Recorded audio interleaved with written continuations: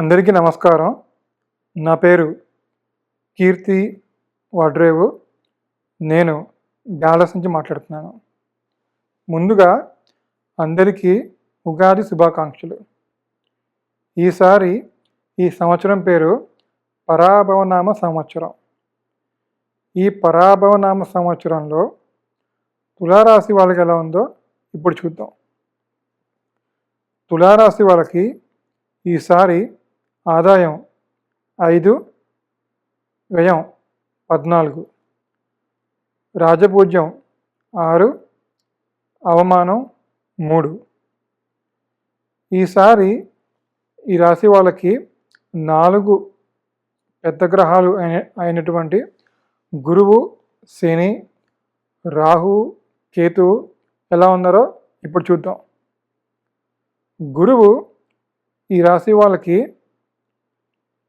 June 1, 2026 వరకు మిథున రాశిలోను, June 2, 2026 నుంచి కర్కాటక రాశిలోకి ప్రవేశిస్తున్నాడు అనమాట.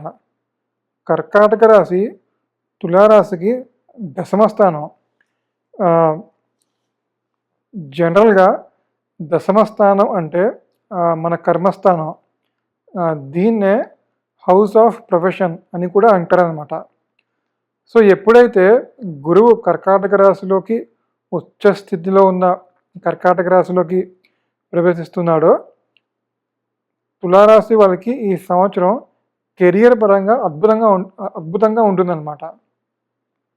సో కెరియర్లో మంచి గ్రోత్ ఉండడం కానీ, మీకు మంచి గుర్తింపు రావడం కానీ, అంటే మీరు చేస్తున్న ఉద్యోగంలో కానీ, మీ పనిలో మీకు మంచి గుర్తింపు రావడం కానీ, మీ సీనియర్స్ దగ్గర నుంచి, మీ బాస్ దగ్గర నుంచి మంచి సపోర్టు సహకారం రావడం కానీ, మీ జీతం పెరగడం కానీ, కెరీర్ పరంగా మీకు గ్రోత్ అన్నది ఉంటుంది.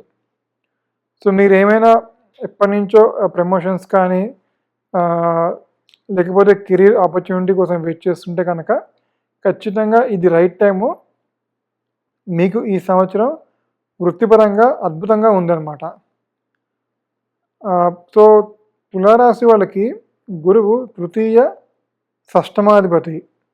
సో తృతీయ షష్టమాధిపతి అయినటువంటి గురువు దశమ స్థానంలో ఉండడం అనేది మంచి యోగం. సో మీరు ఈ సంవత్సరం ఎట్లా అంటే మీ కాంపిటీటర్స్, అంటే మీ ప్రొఫెషన్లో మీకు కాంపిటీటర్స్ కానీ లేకపోతే మిమ్మల్ని దెబ్బ కొడదాం అనుకున్న వాళ్ళని కానీ వాళ్ళ మీద మీరు పైచేయి సాధిస్తారన్నమాట. అంటే వాళ్ళ మీద మీరు సక్సెస్ అవుతారు. కాంపిటీషన్ని తట్టుకొని మీరు దాన్ని ఓవర్కమ్ చేసి దాంట్లో మీరు సక్సెస్ఫుల్గా ఉంటారనమాట. సో ప్రొఫెషన్ పరంగా మీకు ఎవరైనా ఇబ్బంది కలిగిస్తున్నా so victory over the enemies అనమాట. సో ప్రొఫెషన్ పరంగా మీరు మీ యొక్క కాంపిటీటర్స్ తోటి అంటే కాంపిటీటర్స్ పైన మీరు విజయం సాధించడానికి అవకాశం ఉంటుందన్నమాట. అలాగే 3rd house lord in 10th house. So మీ సెల్ఫ్ ఎఫర్ట్, మీ కృషి, మీ కష్టం, మీ ఓన్ టాలెంట్ తోటి, మీ ఓన్ స్కిల్స్ తోటి మీ ప్రొఫెషన్లో, మీ జాబ్లో మీకు మంచి గుర్తింపు వస్తుందన్నమాట. మీరు ఏంటంటే మీ యొక్క ఫుల్ ఎఫర్ట్ పెట్టి మీ ప్రొఫెషన్లో షైన్ అవడానికే మీరు ప్రయత్నిస్తారు. ఆ ప్రయత్నంలో మీరు సక్సెస్ఫుల్గా రాణిస్తారనమాట. సో గురువు ప్రొఫెషన్ పరంగా మీకున్న సొసైటీలో గౌరవం పరంగా మీకు ఈ సంవత్సరం చాలా చాలా బాగుందన్నమాట. సో అదేవిధంగా మీకు గుర్తింపు, రికగ్నిషన్ అన్నది వస్తుందన్నమాట. అంటే సొసైటీలో కానీ, మీ ఫ్రెండ్స్ సర్కిల్లో కానీ మీకు మంచి గుర్తింపు, మీకు ఒక మంచి పేరు, మంచి రికగ్నిషన్ అన్నది మీకు వస్తుందన్నమాట. సో ఈ సంవత్సరం గురువు వల్ల అది ఉంటుందన్నమాట. అలాగే గురువు మీ 2nd హౌస్ని చూస్తున్నాడు అనమాట. అంటే తులారాశికి గురువు 10th హౌస్లో ఉండి సెకండ్ హౌస్ని చూస్తున్నాడు అనమాట. సో మీ ఇన్కమ్ కానీ మీకు మనీ అన్నది మీకు గ్రో అవుతుంది. అదే నేను ఇంతకుముందు చెప్పినట్టుగా మీకు ప్రొఫెషన్లో సాలరీస్ కూడా రైజ్ అవ్వడానికి ఆస్కారం ఉందన్నమాట. సో గురువు అన్ని విధాలుగా మీకు ఈ సంవత్సరం అనుకూలంగానే ఉన్నాడనమాట. తర్వాత ఇప్పుడు మనం శనిగ్రహం గురించి చూద్దాం. శనిగ్రహం తులారాశికి అత్యంత యోగకారకమైన ప్లానెట్ అనమాట. సో ఈ సంవత్సరం శని భగవానుడు తులారాశికి 6th హౌస్ 6వ స్థానంలో సంచారం చేస్తున్నాడు అనమాట. సో 6th హౌస్ అనేది శత్రు రోగ రుణ కాంపిటీషన్స్ని ఇండికేట్ చేస్తుంది అనమాట. సో మీరు ఈ సంవత్సరం శత్రువుల పైన విజయం, సక్సెస్ ఓవర్ ద ఎనిమీస్, మీ యొక్క కాంపిటీటర్స్ కానీ మీ యొక్క ఎనిమీస్ కానీ వాళ్ళ మీద మీరు పైచేయి సాధిస్తారనమాట. అలాగే మీకు ఏమైనా అప్పులు ఎప్పటి నుంచో మీకు అప్పులు కనుక ఉంటే కనుక మీకున్న డెట్స్ కానీ మీకున్న అప్పులు కానీ ఈ సంవత్సరం అవి క్లియర్ చేస్తారు. అవన్నీ క్లియర్ అవుతాయి అన్నమాట. మీ ఆరోగ్యపరంగా కూడా ఈ సంవత్సరం చాలా చాలా బాగుంది. తులారాశికి 6th హౌస్లో శని మంచి ఆరోగ్యాన్ని, మంచి లైఫ్ని ఇస్తాడు. సో మీకు ఏమైనా కోర్టు వ్యవహారాలు అంటే కోర్టు లిటిగేషన్స్లో గొడవలు చికాకుల్లో ఉన్న శని యొక్క బలం వల్ల మీకు అనుకూలంగా వస్తాయి. అంటే ఆ ఫలితాలు కానీ ఆ కోర్టు వ్యవహారాలు అవన్నీ ఆ లీగల్ సంబంధించిన వ్యవహారాలన్నీ మీకు ఫేవరబుల్గా మీకు వస్తాయన్నమాట. సో 6th హౌస్ శని తులారాశికి యోగిస్తున్నాడు.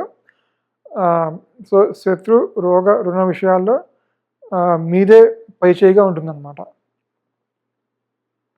సో ఇది శని గురించి. పైగా ఇంకో బోనస్ పాయింట్ ఏంటంటే 6th హౌస్లో ఉన్న శని మీద గురువు 10th హౌస్ నుంచి ఆస్పెక్ట్ ఉందన్నమాట. సో మీకు అదే మళ్ళీ ప్రొఫెషన్లో కూడా అంటే మీరు చేస్తున్న ప్రొఫెషన్లో మీకు ఎవరైనా కాంపిటీటర్స్ కానీ అట్లా ఉంటే కనుక వాళ్ళ మీద మీరు పైచేయి సాధిస్తారనమాట.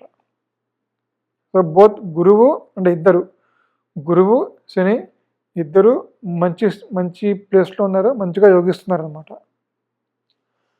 ఇంకా మిగిలింది రాహు కేతువు.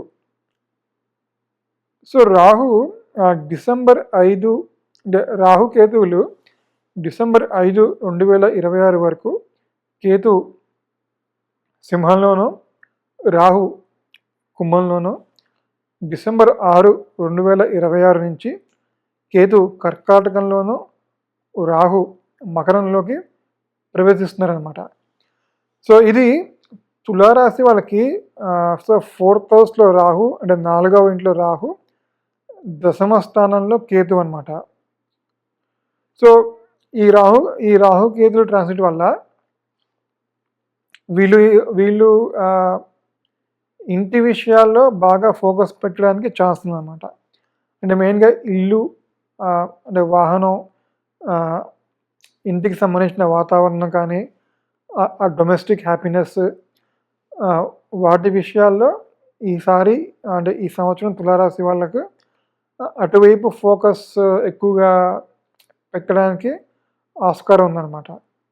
అదేవిధంగా 10వ స్థానంలో కేతు ఉండడం బట్టి మీరు పుణ్యనది స్నానం చేయడం కానీ దైవ దర్శనము, పుణ్యక్షేత్ర దర్శనం కానీ చేయడానికి వీలుంది. సో 10మంలో కేతు ఏంటంటే మీకు కొంచెం ఆధ్యాత్మికత అంటే పుణ్యక్షేత్రాలకి వెళ్ళడం కానీ పుణ్యనది స్నానం చేయడం కానీ ఈ సంవత్సరం తులారాశి వాళ్ళకి ఉందన్నమాట. సో ఓవరాల్గా తులారాశి వాళ్ళకి 4 గ్రహాలు యోగిస్తున్నాయి. సో తులారాశి కూడా ఈ సంవత్సరం వన్ ఆఫ్ ద బెస్ట్ రాశిఫలం. అంటే అన్ని అన్ని గ్రహాలు యోగిస్తున్నాయి. ముఖ్యంగా గురువు, శని ఇద్దరు బాగా మంచి ప్లేస్‌లో ఉన్నారు. మంచిగా యోగదాయకంగా ఉందన్నమాట. సో, తులారాశి వాళ్ళు కొంచెం పేషెన్స్‌గా కొంచెం డిసిప్లిన్డ్‌గా ఉంటే కనుక ఈ రాశి వాళ్ళకి ఈ సంవత్సరం ఏ ఇబ్బంది ఉండదు. అంతా బాగానే ఉంటుందన్నమాట. సో, ఇది నాకు తెలిసినంత వరకు తులారాశి గురించి. మళ్ళీ ఇంకో రాశి గురించి ఇంకో వీడియోతో మళ్ళీ కలుద్దాం. అంతవరకు థ్యాంక్ యూ. బాయ్.